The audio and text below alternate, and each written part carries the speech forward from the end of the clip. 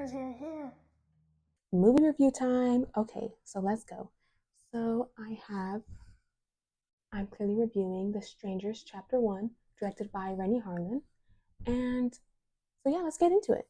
Basically, I'm gonna rate the movie from 1 to 10, and that's gonna be based on a few different features of the movie. So like plot, good scenes, bad scenes, the characters, all that stuff. Do you know what today is? Today is the third day of our 3-day road trip across the country. Or our 5-year anniversary. So the plot is pretty similar to the other two movies in the sense that it's about some people being terrorized in the middle of nowhere at night by the three strangers. And I just recently found out, I think these are what the strangers are called. So the guy is called Scarecrow, which I honestly just called him Bagman. And the other two, the girls are called, one is Pinup Girl and one is Dollface. So I'm assuming Dollface is the one who has like a beanie in the movie, and then Pinup Girl is one with brown hair. And so basically, in a grand scheme, the plot of this movie is that the couple, they're on a road trip. Basically, yeah, the plot is about them. They're in Venus, Oregon, and they stop at a diner, I guess, to get some food because I think the girl, the protagonist Maya, she says she's hungry. So her boyfriend Ryan is like, okay, let's stop at a diner. And basically, the diner, it's really awkward and eerie. And then once they're out of the diner, once they're going back to their car doesn't work. And the boyfriend Ryan assumes it's because when they first get there, it's because when they first got to the diner, there was like a maintenance man staring at them, two maintenance guys staring at them from like across the diner. So he's assuming that they did something to the car. And it was never confirmed if they did in the movie or not, which I'm assuming. I'm Team Ryan. I think they did. And so yeah, they get stranded. They don't have anywhere to go. So the maintenance guy, I believe it's a maintenance guy or maybe a waitress or both of them. One of the maintenance guys and a waitress, they say, hey, you can stay at this Airbnb. So they go there and basically they stay there for the night. Let me talk about how it first starts, which is AKA the movie's hook. So the movie starts off with, it appears to be like a businessman. He's dressed in a suit and he's running through the forest, which I'm assuming is like where the Airbnb is because where Maya and Ryan later stayed, it's in a random forest in Venus, Oregon. And so this man is just running through the forest. He looks very like distraught. He looks like he's running for his life because he is. Because later, what's his name? Scarecrow. He finds him, and I'm assuming he kills him. I think I bugged out when I was watching this movie for a second during that part. I think I was thinking about real life and work and stuff, but I'm assuming he killed him. And I would say that's a pretty good hook. I feel like that's been done before. It starts off with someone running for their life from the villain. I think it could have been stronger if it took place at night because this man was running during the day. But yeah, I think that really could have benefited the scene. It could have been a better hook to me as an audience member.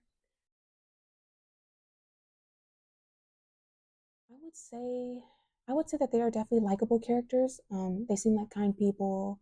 I think Maya, she needed to be a little bit more intelligent. When they're at the Airbnb, their first night there, well, their only night there technically, Ryan goes out to pick up something that he left at the maintenance shop where his car is. It's his inhaler, and he goes to get some dinner for them.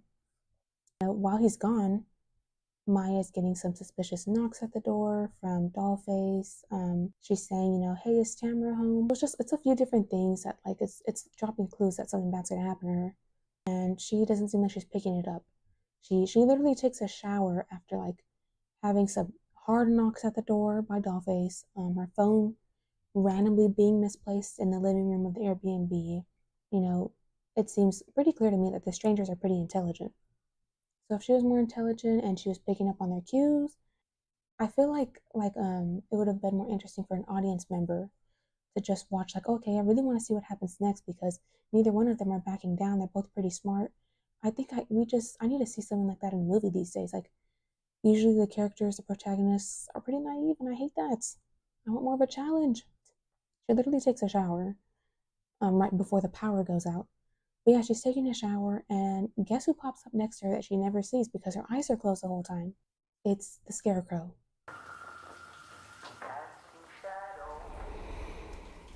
Now that is hella scary. If I was in that, oh my god. First of all, if I was in her shoes, I would have never taken a shower. I would have been waiting like in a corner of the place, looking everywhere, making sure the doors are bolted. Oh my gosh, Maya, there's so much not right about you. I think I've seen that, naive protagonist girl way too much in horror films, and it wasn't interesting me that much. Ryan, on the other hand, he was pretty intelligent. I wouldn't say he needs really work in that area, but both of them do need work, and I would say the sense of more of a personality, more nicheness. I say when you're niche and you have like a sort of like type about you, you're this type of person, and not just average, happy-go-lucky people in movies. That really makes me feel like you are a real life person. And I think that's the goal of movies, is to feel like the characters are real. And I wasn't really feeling that.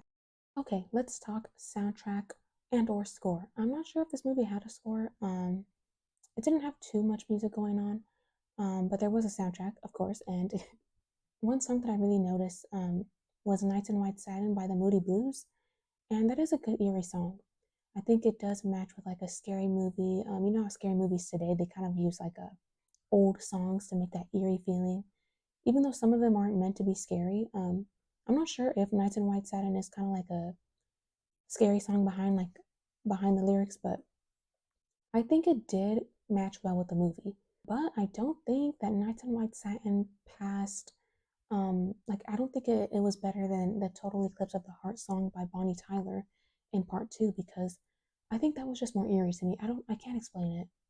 For some reason I felt like Nights in White Satin was kind of like trying a little bit too hard, because it was a little bit too out there eerie.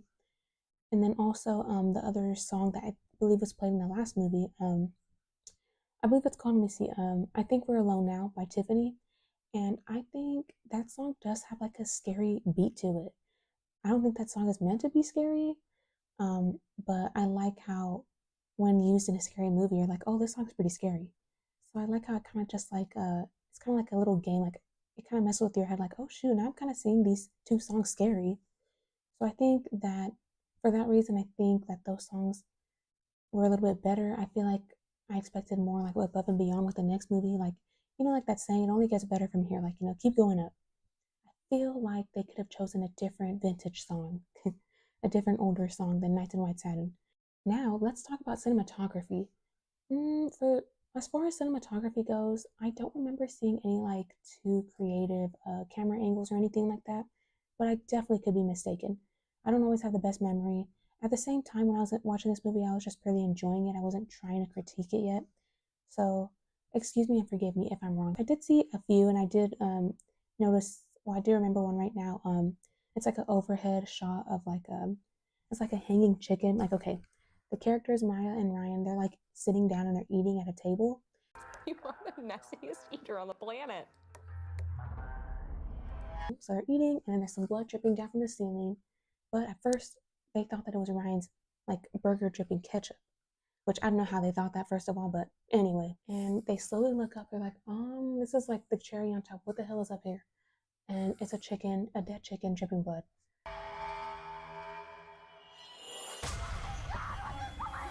But of course, I'm assuming the stranger's killed and hung up there.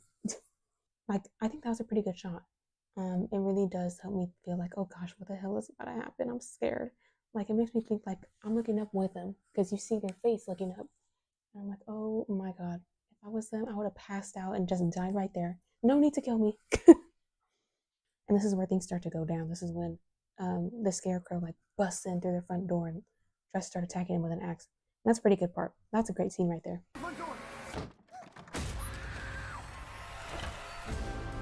Now let's talk about great scenes in this movie.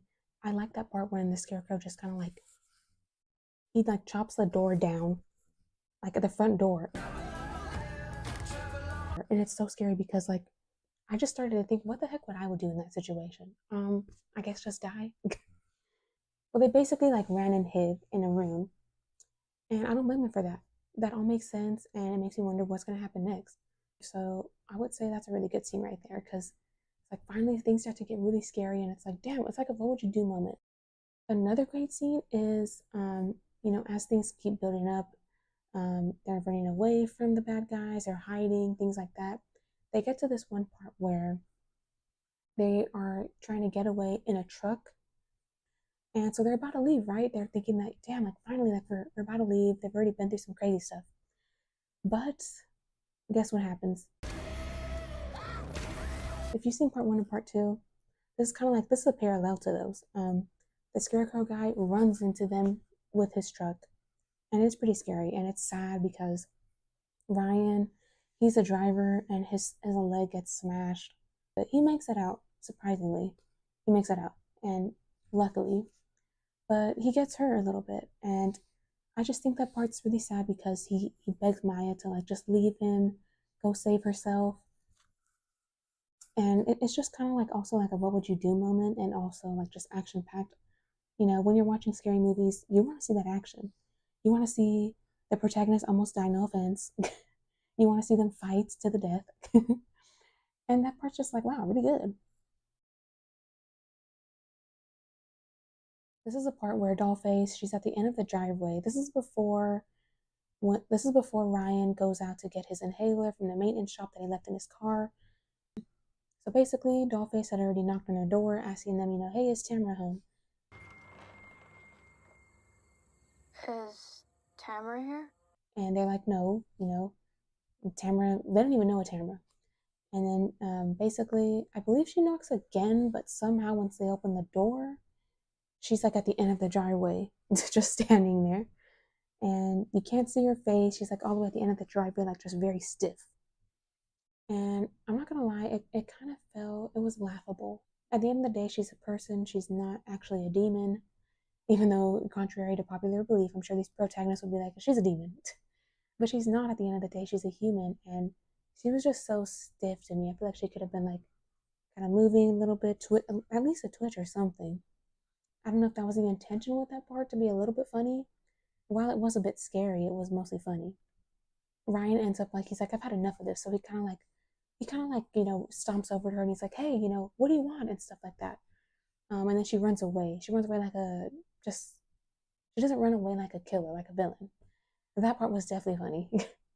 Again, I don't know if that was like the purpose, the intention with that part, to make you laugh a little bit, but why is she running like that? It's just so dumb. Why are you doing this to us? Because you're here. Okay, let's talk about the movie's ending, the conclusion. So basically, Maya lives and she wakes up in a hospital bed. And this is not something anybody would expect, but guess who's next to her on her bed? The scarecrow guy. What the hell? How did he get in her room? I don't understand it. Did he kill the hospital staff and then just like sleep in her bed and wait for her to wake up and just look at her? Like she's waking up and next to her that she can't see is a scarecrow guy looking at her. I would say that's a pretty good ending. It's a good cliffhanger. It makes me wonder what's gonna happen next. It's a good conversation starter. And it just lets you know that, yeah, like another one's coming, you know? So stay tuned, be excited. So, all in all, throughout everything I just discussed, I would say that I would give this movie a 6 out of 10 rating. And I would say that because it is a pretty good movie. Like, it is watchable. It has social commentary potential, and there's so many, like, what would you do situations, and it's just very interesting. Also, because it's a movie that you can watch again. I see myself watching it again, like say if it played on TV or something, or if it was on a streaming service, because it's pretty interesting. I mean, there's a lot of great things about this movie. Yeah, I had some critiques, but I would say it is a good movie. I know some people would be like, that's not a good rating, and honestly, I would say that too sometimes. But when you think about it, like a 6 is pretty good. I mean, it's higher up. As I come to a close for this review, I want to say that, you know, my thoughts and opinions and ideas are not meant to be taken personally or seem mean. Just see it as a buddy telling it how it is. I can't even speak right now, so critique me on that because I need help with my speaking sometimes. Just putting it out there for anybody who's interested, wants to know if it's a good fit for them to see. And yeah, I have a general understanding of what it takes to make a big picture, and I hope to really understand that one day and, you know, put my own works out there. But I respect all the film and crew members of this movie, and I know that y'all put a lot of hard work into this movie, and I appreciate that, and I thank you guys for the gift that y'all put out into the world. And yeah, just thank you guys. I had a really good weekend just watching this movie, and thank you guys for making my weekend really good. So yeah, guys, that is it for this review. Thank you for joining me in reviewing The Strangers Chapter 1, directed by Renny Harlin. I had a great time watching this movie, just brainstorming ideas for this video. And this is my first movie review on video and just posting it. And I'm pretty nervous, and I know I could have made my words come across better, but it's the effort that counts. If you guys watch this movie, drop comments below about how y'all felt about the movie, and for things that I spoke about earlier, what is y'all's takes on that? Do y'all agree with me, or did you guys see it differently? How did y'all feel about this movie, and what rating would you guys give it? I hope y'all enjoyed this review. I know I enjoyed making it, and thank you for watching, and stay tuned for more. Peace out.